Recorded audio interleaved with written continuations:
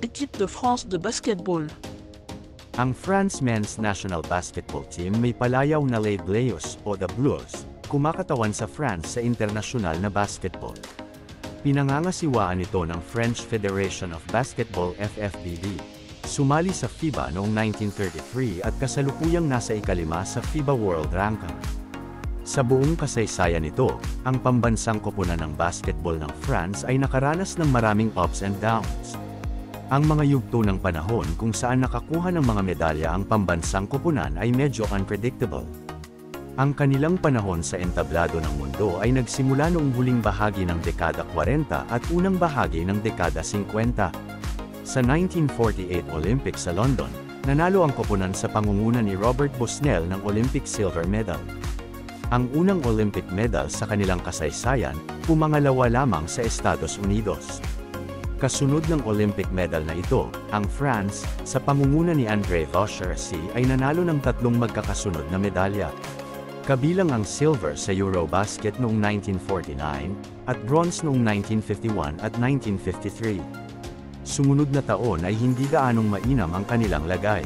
Ang koponan ay tila unti-unting tinanggihan ng swerte, upang ganap na mabigo sa medalya sa mga pangunahing internasyonal na kompetisyon ng dekada 60 at 70.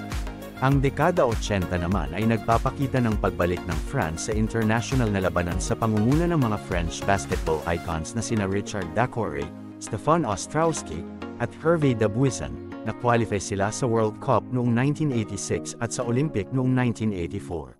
Ang mga dekada namang 90 hanggang 2000 sadyang nanamlay ang kanilang kalagayan sa kabila ng pagkakaroon ng mga batikang players gaya ni Tony Parker, Antoine Rigaud, Tariq Abdul-Wahad, Laurent Charles, Jim Bilbao, at Laurent Foyrest, isama na rin sina Boris Diaw, Michael Pietrus at Jerome Moiseau. Ang koponan ay hindi na-qualify sa World Cup at Olympic maliban lang sa 2000 Sydney, kung saan silver na naman kontra US ang kanilang nakuha. Taong 2013 ipinamalas ng France ang kanilang lakas at husay laban sa mga koponan ng Europa, dinaig nila ang mga paboritong koponan at nakuha ang titulo. Itinanghal si Tony Parker bilang MVP. At ito ang unang kampyonato nila sa kasaysayan ng Eurobasket.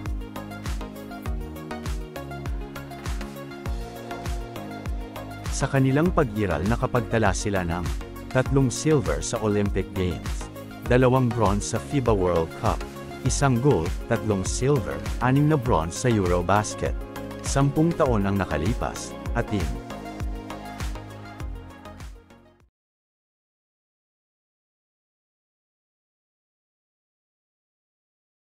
Thank you for watching. Subscribe, likes and share.